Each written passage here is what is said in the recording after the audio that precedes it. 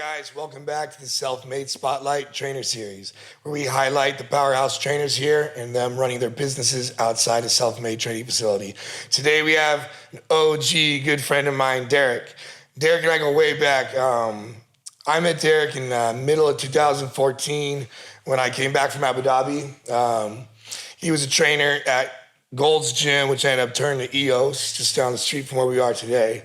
So Derek, I'm gonna let you talk about your fitness history. What got you to come over to Self-Made at the start? But at first, like in general for fitness, why did you start training? I became a trainer after the military. Okay, I did 8 years in the Marine Corps, and then got my wife at the time pregnant, and took a picture with my daughter on my shoulders, and I was like, "Don't look too good in this picture." Were you a fat dad or a scrawny dad? Yeah, I was in my 20s and turning into dad bod already. So I was just like, okay, and then I just started working out after that, and that's when I really kicked it up a lot. After that, you know what I mean? Like, after looking at that picture. Right. Well, and you need some motivation, right? And I remember you would work some crazy hours back then. Like you'd be riding on your street bike and stuff. Yeah. Because you got another job too, right? Yes. Yeah. Back then I was working construction. I was also working at a warehouse at night. I was working in the freezer at night. And so I'd get off work at like 3 o'clock in the morning, and then I would come to Gold's or EOS. And here I was complaining about doing fasting cardio at 6 a.m. and this fool been up all night in the freezer. It was crazy. Yeah. That actually was my cardio for the day. Like 100%. Loading balance and everything. 100%. Yeah. And then we worked together probably for like a year and a half there. Then you actually came here first. Right. And about 6 months later, I followed you here. Right. So what was the determining factor? You said getting into fitness, your daughter, and seeing dad bod approaching about 20 years too early. Yeah. So that was the first factor to get you into fitness. Right. So what caused you to come here? Well, I got into Olympic lifting and powerlifting, and then as I was working at EOS, everybody's like, "Oh, you should go over to Self-Made." And I went over there one day, and EOS was screwing me around. They were hiring me under one contract, but I had like a group of people. So I'm still only getting paid. I remember that. Yeah, so I was only getting paid for one person, even though it was like a group of 4. They would split it. Yeah. So each of them would pay like $10. Yeah, I'm like, wait, no, I'm getting robbed by you guys. Yeah. So one day I went over there, and I came over here, and I talked to Miguel. And I wasn't really wearing anything. I just gotten finished working out, and I just wanted to have a conversation. He's like, "Want to do an interview right now?" And I'm like, kind of like today. Yeah, kind of, yeah, just like this, And we sat there, we talked for like 3 hours, and he told me his backstory. I told him mine. And, we were the same age. We had our daughters are the same age. I'm from Oakland. He was from Riverside, and then we were kind of like growing up the same way, And I left, and I put in my 2 weeks that next day, like that afternoon. Yeah. Yeah. And that's a good little tangent for us for about 30 seconds was they were getting clients for Derek at EOS, which is nice to have like a marketing team and a sales team to do that for you. So you can just walk the floor, train your clients, they leave, right? But like we talked about in previous episodes, how corporate gyms take like up to 70% of your income. But he was getting screwed harder because they would sell a $45 package for a 30-minute session. Yeah. And they would split it between 4 people. So they're all paying like $11 each on one card. Right. But he's still only making his like what? Back then, was it like $11 for a half-hour session? Yeah, something like that. Yeah. It was when it should have been $160 for them. They were charging. Yeah, exactly. Yeah. Good luck. So I left under certain circumstances too, where they were moving. I had such a long list of clientele where I'd work over 8 hours, and they would move my 9th and 10th hour to like a Saturday or a Sunday to not pay me overtime. And I never worked on a Sunday before. They were robbing us. They were robbing you. What's nice about here is, Derek, how has Self-Made ever touched your paycheck? No, not at all. So one thing we here at Self-Made have is the trainers are operating their own businesses within and co-branded with us. So they have to charge their own rates, and they get to do group classes, semi-private. individual training, so Derek can operate however he so wishes for whatever price he wishes. Right. We're here to help him promote and grow his business. So if you're looking for a place that's not going to jack your salary or move your hours around, come to us. Back to Derek though. So I know Derek's not. He's got the beard, but he's not Mr. Words of Wisdom. But if you had a philosophy, bro, I know I'm gonna hit you with this. If you had a philosophy, bro, what would your philosophy be on personal training? Philosophy? Yeah. You could just copy Miguel or something. Being broke sucks. No. Right? I got that on right now. Just never give up, because you never know unless you're gonna try. You know, unless you try, you'll never get there. You have to try. So never give up on it. Right. Chandler said something similar when he was like, he felt that he was always making excuses. Like, oh, I can't do this because, and then he realized when he looked back, it was him that was in his own way and stopping himself from succeeding. And he said he talked to Miguel, and Miguel told him something similar. And like he would tell anybody the same thing. And I like to use that procrastination is death is that one thing that they ain't no one gonna do it for you. I look at it as like if, like the first time I squatted 500, you know what I mean? It was like, if I didn't just try, I wouldn't have known that I was going to make it. Right. And sometimes you just got to sometimes you got to just suck it the fuck up and just do it. Yeah. You know, just try. 100%. You know what I'm saying? We can only use that word 3 times before we get demonetized. Okay, sorry.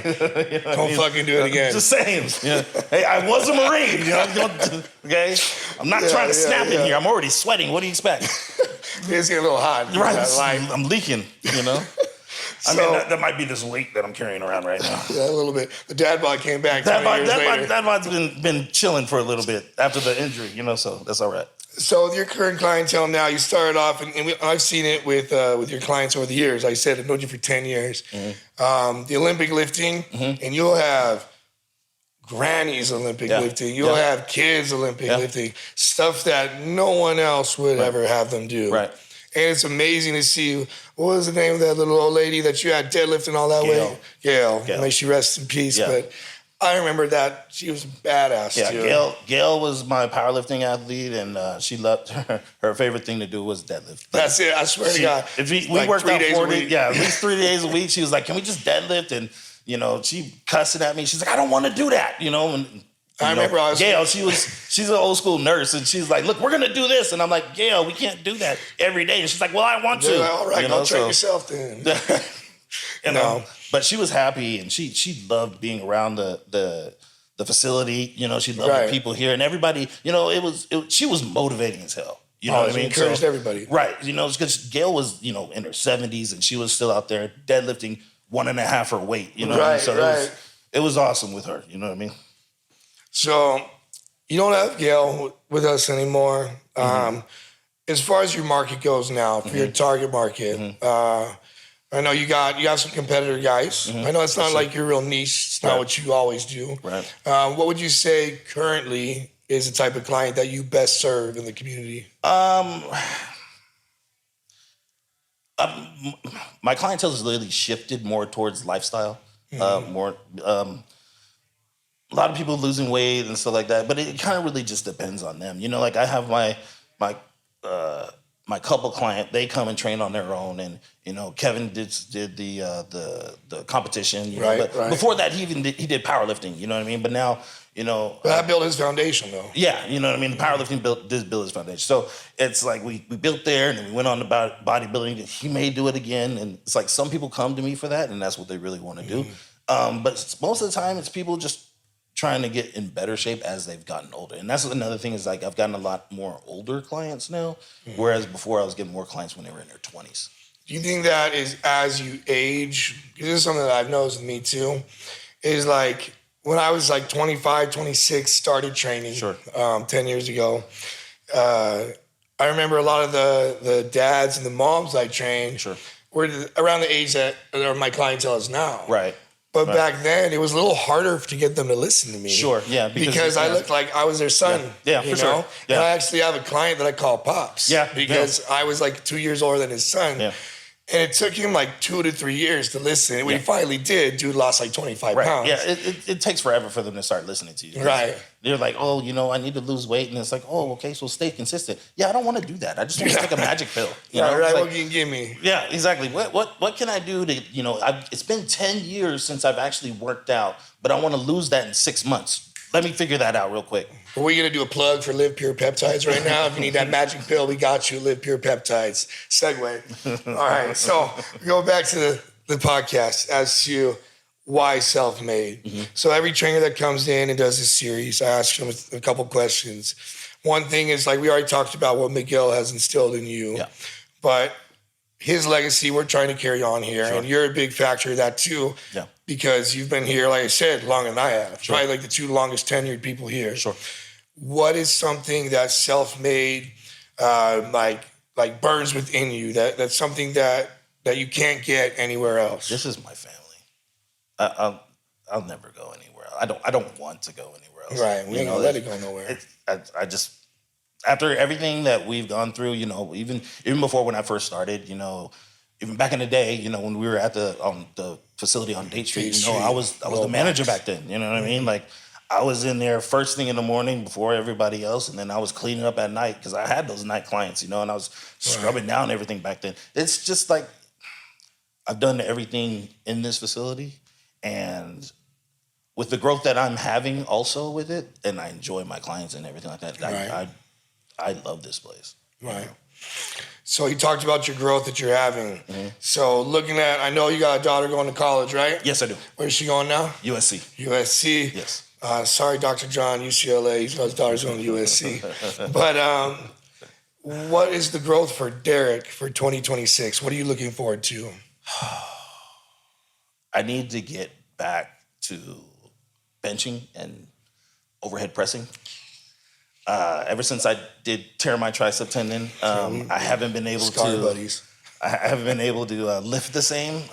I just finally hit 315 on my own as my bench, which I used to be able to rep that out easily, and that's my goal, is to get that back. Maybe step back on stage. But I need to. I like that idea. Because I turned pro and I never did my pro show. I never did my pro debut, so I still need to do that. You're still in your rookie year, bro. You never competed. Rookie year, since 2019. Still you got a 6-year rookie year. Yeah, basically. It's all right. You're the mature muscle now. Right. Yeah. Under the dad bod. Yeah.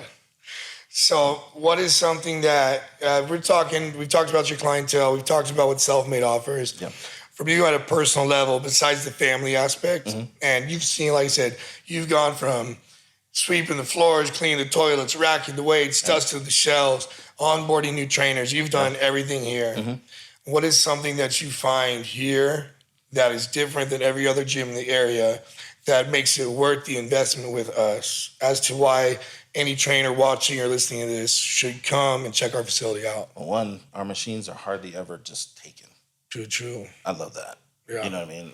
Except the leg extension. Well, we don't need to talk about that. We don't talk about Fight Club. You know what I mean? So we do need another one of those. The one thing that I love about this place is, like I said, I love the fact that it's clean.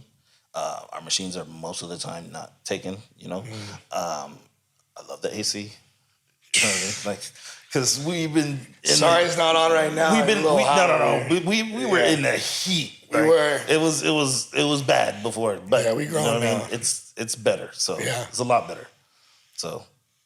Well, if you want good AC, you want quiet equipment, you want some clean floors, shout out to Stuart out there for cleaning the floors, and you want a community and a family aspect around you. It's always a community. 100% it'll get it's back always to a community. It's you, it's Julie, it's everybody here. It's even these guys in here. You know what I mean? Everything is great.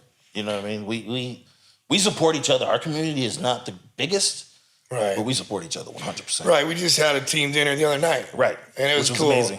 I mean, I look at I do a lot of the events. food was great. Yeah, dude, taco slap, bro. The nachos were on point. I mean, So we try to do like quarterly events. On a personal side, I do quarterly events for all my clients. I do a mom brunch. Yeah. I do a bro brunch for all the dad clients. They love that. Yeah, it's fun. They love it. Yeah. So we're trying to bring that kind of thing back to self-made. So this past weekend, we took all the trainers out for dinner and drinks, tacos, nachos, flautas at Mexico Cafe. Shout out to my boy Davey for hooking us up there. And we just want to give back to people like you and showcase that we will break bread, tortillas, as a family, and we'll have fun. We have a monthly meeting once a month. There's not that much requirement from a trainer to be a part of the community. Yeah. Yes, there's a financial investment, but the return on that investment is enormous. 100% investment. Right? We got the media crew here. These guys are starting with us, so they're doing an awesome job already. We got Julie, who's running the ship.